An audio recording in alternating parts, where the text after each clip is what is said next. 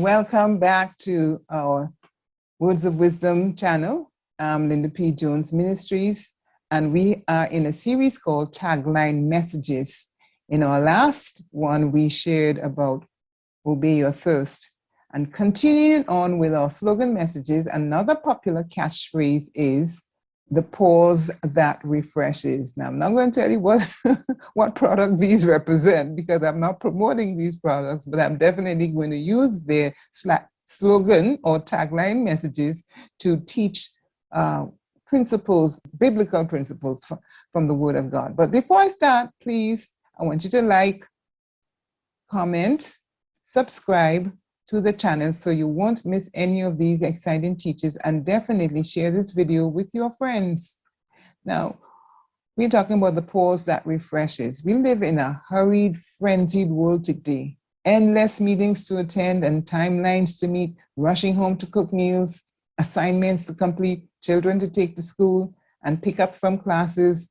We used to have no phones. Now we not only have one cell phone, but you can have up to 2 to 3 cell phones, and I know people who do.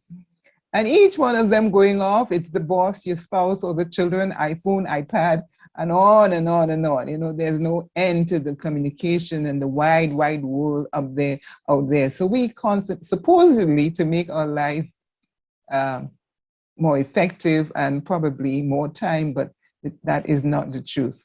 We have a webinars to attend and more webinars, especially these days. So we are constantly on the move, but the more technology enables us to move faster in most areas of our lives, the busier we get and the more critical it becomes for us to learn to pause, breathe, pause, to take a break, take a rest, take a breather, stop. When I studied music, don't ask me to sing anything. When I studied music, there are these little interesting symbols called rests.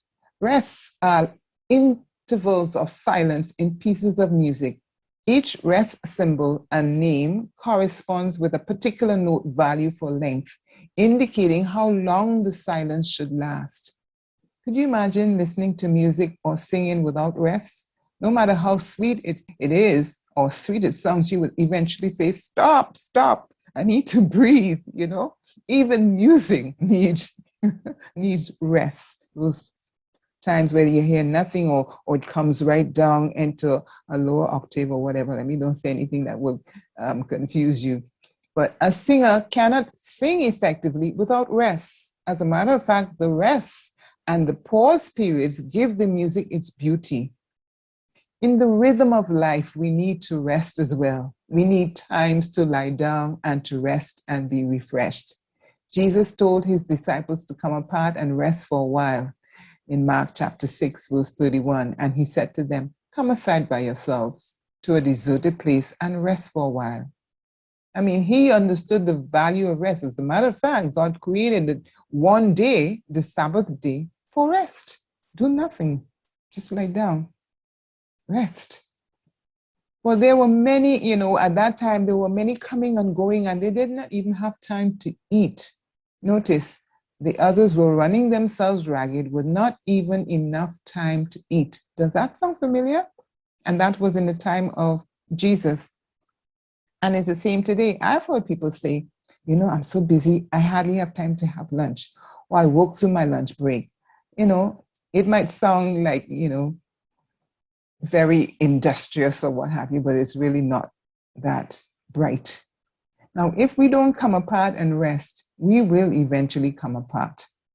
There is a pause that refreshes, a time to stop and be in the moment, rather than rushing from one event to another. I remember someone I was talking to send a message to them, said, can't talk to you now, I have back-to-back messages, and yesterday was a holiday and I have to catch up, and we're just rushing from one thing to another in this hurried frenzy. No wonder we are so stressed out. Now that's a message there, right there for myself. There's a time to pause, to reevaluate your life, your vision, your purpose, to think of where you're heading. Do I need to go this way? Do I need to take all the things along that I'm taking? Do I really need all this? The most valuable pause is to stop and take time or to spend time with the Lord. How long a pause should be depends on your need. It could be for 10 minutes, a pause in the day where you leave the office on lunchtime and go for a leisurely walk in the park. Now, these days, the office in your home, and that makes it so much more difficult. It has become even more hectic. Home life and work life become blended, and you're not sure when one starts and where the other one ends, and the stress is real.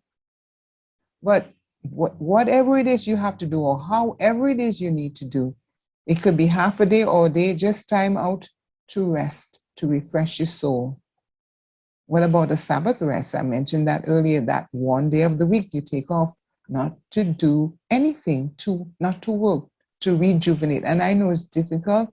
You say you're taking a day off, but yet you're on your cell phone every minute looking, or you're tweeting, or you're reading tweets, or you're looking at who liked your post or who didn't like it and who posted what. And now even the Lord rested on the seventh day. So why not you? Why not me? Refreshing the brain is good for the body, the spirit, and the soul. Matthew chapter 11, verse 28 to 30 said, "Come to me, all you who labor and heavy laden, and I will give you rest. Take my yoke upon you and learn from me, for I am gentle and lowly in heart, and you will find rest for your souls. For my yoke is easy and my burden is light." It's always hectic, and it's going to be more and more hectic for some of us, but we definitely need to take the pause that refreshes.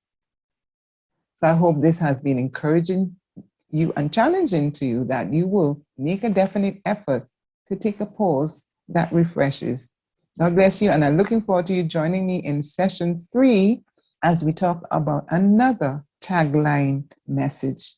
I'm Pastor Lydia Jones. God bless you, and see you in the next session. Bye.